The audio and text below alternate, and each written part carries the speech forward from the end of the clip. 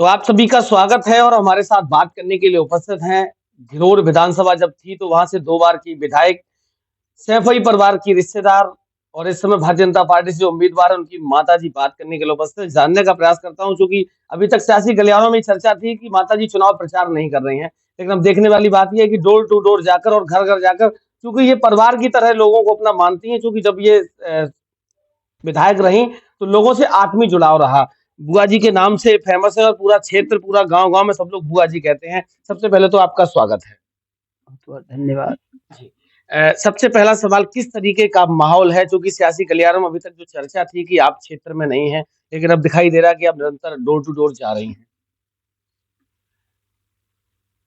घिरोर विधानसभा क्षेत्र जब मैं लड़ती थी तो इसका नाम था घिरोर विधानसभा क्षेत्र, और घिरोर विधानसभा क्षेत्र से मेरा ऐसा लगाव रहा है जैसे मैं यहाँ यहीं पैदा हुई हूँ। कैसे ये बात बन गई मेरी समझ में नहीं आई। मैं क्षेत्र में क्यों नहीं आऊंगी?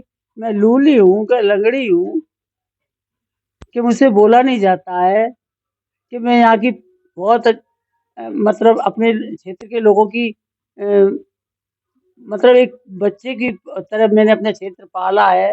प्यार इनने किया, मैंने दिया। और बबलू तो मेरा अकेला बेटा है, जबकि वहाँ के पूरा क्षेत्र से पूरे क्षेत्र में सैफई के बच्चा अपने बच्चे के लिए वोट मांग रहे हैं, तो मैं भी तो माँ हूँ, मैं क्यों नहीं मांगूंगी? अच्छा, एक सवाल आपसे है कि आप पहले समाजवादी पार्टी में रहीं, अनिल जी भी समाजवादी पार्टी से रहे, आपकी पुत्रवधू जिला पंचायत अध्यक्ष रहीं, घटनाक्रम बदला, अब चीजें बिगड़ गई हैं। तो ये संबंध अपनी जगह है या राजनीति अपनी जगह है? राजनीति अपनी जगह है। विचार मतभेद अपने अपने व्यक्तिगत व्यवहार के साथ चलता है। हमें जब तक वहाँ पसंद कुछ दिखाई दिया कि हाँ, माननीय मुलायम सिंह जी की विचारधारा ठीक है, हम वहाँ रहे। अब वहाँ विचार मतभेद हमें नहीं पसंद आए, हम छोड़ के भी नहीं आए, पर हमने देखा कि वो हमारे विचारों को झेल नहीं पाएंगे। हम अच्छे विचारों के लोग हैं, हमारा क्षेत्र भी भोला भाला है। हमारा क्षेत्र ने इनके अन्याय झेले, हमने अन्याय झेले, झेलने की सीमा टूट गई, तो इनने समझा कि ये तो वैसे ही हैं, इनके ऊपर कितने ही अन्याय करो, ये तुम्हारे पीछे लगे रहेंगे।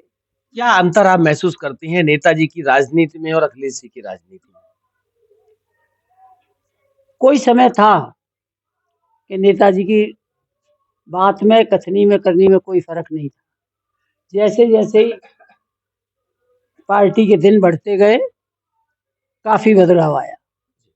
वहाँ न क्षेत्रवासियों का सम्मान रहा, न किसी रिश्तेदार का सम्मान रहा, और वो सभी जानते हैं, बच्चे बच्चे के दिमाग में है। अपर्णा यादव हैं, उसी परिवार की बहू है, नेताजी के छोटे पुत्र है, आप सारी चीजें जानती हैं। उन्होंने भी कल कह दिया कि तेज प्रताप हमारा भतीजा है, अनिल जी जीजा जी हैं, अगर हमें भेजा जाएगा तो हम चुनाव प्रचार करेंगे। क्या आप चाहती हैं कि अपर्णा जी आपके लिए प्रचार करें यहाँ पे? नहीं, वो तो पार्टी से पहले से जुड़ी हुई है, बहू है उस घर की, लेकिन भारतीय जनता पार्टी की नीति में विश्वास रखती हैं। अगर वो पार्टी भेजेगी तो हमारे तो उनका स्वागत। वो उस परिवार की बहू हैं, आपकी बहू की वो भाभी भी तो हैं। हाँ, रिश्ता तो है ही, लेकिन पार्टी से जुड़ी हुई हैं और पार्टी भेजेगी। जैसे मेरे साथ भारतीय जनता पार्टी ने कुछ बीच में ऐसे, जबकि मैं पार्टी में नहीं थी, भारतीय जनता पार्टी में, और मेरे साथ अच्छे संबंध बनाने की कोशिश की। मुझे कहीं जरूरत पड़ी तो मेरे कार्यकर्ताओं का मेरा सम्मान किया, तो मैं उनसे जुड़ती चली गई, उनके विचारों में मिलती चली गई, तो वो भी आ सकती है, उनका स्वागत है। अच्छा, एक सवाल और आपसे है, पूरा परिवार है जो सैफई का परिवार है, नेताजी इस दुनिया में नहीं है, नेताजी के बाद सबसे अच्छा और शालीन व्यक्ति कौन है आपकी नजर में, जो ठीक आदमी? सबसे हमारी बेबी के पिताजी, वो मजबूर है, उनका हम सम्मान करते हैं, और तो वहाँ कोई व्यवहार लायक आदमी नहीं। आपने अभयराम जी की बात करी, जब अखिलेश जी का और शिवपाल जी का जो मतभेद था, कहा यह जाता सियासी गलियारों में चर्चा है कि वो मतभेद खत्म कराने में भी आपकी पुत्र वधू के पिताजी का सबसे अहम योगदान था। चीज में नहीं विचार हमेशा उनसे जबरदस्ती कोई कुछ कहलवा ले, वो कुछ नहीं कहते हैं, वो मजबूर है, आंसू चलते रहते हैं, क्योंकि हमारी बहू रानी की माँ तो है नहीं,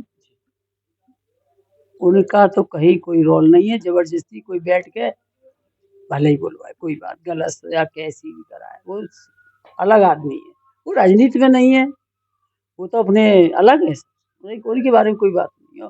और उनसे हमारा ना कोई अच्छा ना बुरा कोई, और व्यवहार लायक वहाँ एक छोटा सा बच्चा भी नहीं। एक आखिरी सवाल आपसे है, इस समय जो यादव समाज है उसमें एक ट्रेंड चल रहा है घोसी और कमरिया का। क्या लग रहा है कि ये ट्रेंड वास्तविकता समाज के लिए ठीक है, या फिर राजनीति के हिसाब से देखा जाए तो फिर पार्टियों के लिए फायदे और नुकसानमंद वो भी रहेगा? उनके ही द्वारा फैलाई गई है, वो मतलब हम लोगों के तो दिमाग में ही नहीं थी। अगर दिमाग में होती तो आज तक घोसी समाज उनके साथ क्यों लगा रहा। लेकिन कुछ लड़कियों को, कुछ सब लोगों की जानकारी में आ चुकी है कि आज तक अब कोई पदवी नहीं है। और जब उनकी सरकार थी उस समय भी देख लो, जबरदस्ती हम लोग चलाते रहे, टिकट मांगते रहे, टिकट भी कटने लगी। किसी घोसी का सम्मान है तो मुझे एक नाम बता दो।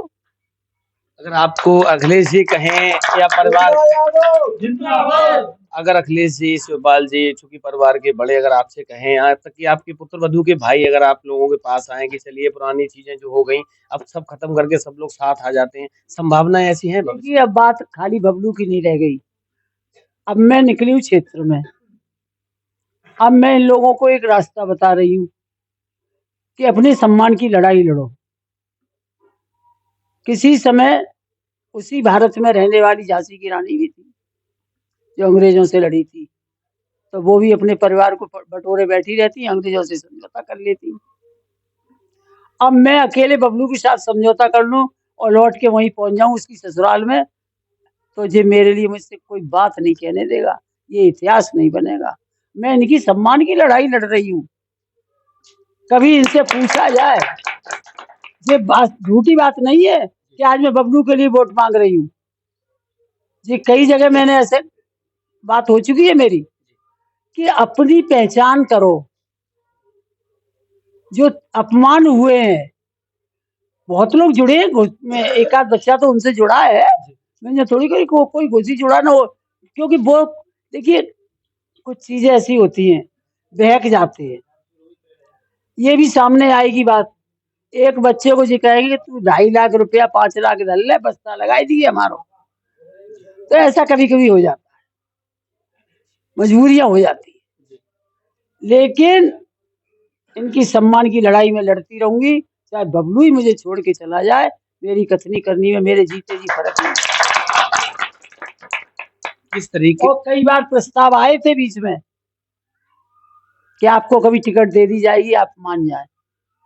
मैंने कि कारण बताइए, निकाला ही क्यों था, कारण बताइए।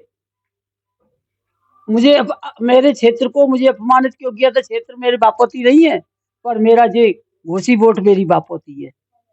अगर जे मुझे लड़ने का मौका देंगे तो मैंने लड़ाऊंगी, बताऊंगी कि अपनी पहचान बताओ। क्या कहना चाहती हैं आप करहल विधानसभा के लोगों से, और खासकर आप अपने समाज के लोगों से? बार बार बता ही रही हूँ बेटा कि अपने सम्मान की, अपनी पहचान की लड़ाई लड़ो। ये लोग आपको पूछने आया करेंगे कि आप 1,23,000 है, 33,000 है, अब यहाँ से किसे लड़ाए, को आप कौन सा नेता आपको अच्छा लग रहा है। और इन्हीं के सबके बीच में से कोई नेता उभर के आएगा और उसका सम्मान मिलेगा उसे। हर हर पद पे इनको पूछने आएंगे, चाहे वो जिला पंचायत अध्यक्ष का चुनाव होगा, चाहे जिला पंचायत सदस्य का चुनाव होगा, चाहे ब्लॉक प्रमुखी का चुनाव होगा, और चाहे क्षेत्र की सम्मान का होगा।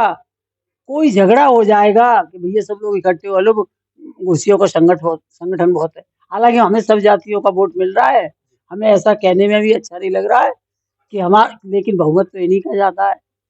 जीत के प्रति कितनी आश्वस्त हैं? वो तो पूरी तरह से, आप ही देख रहे हैं अपना क्षेत्र।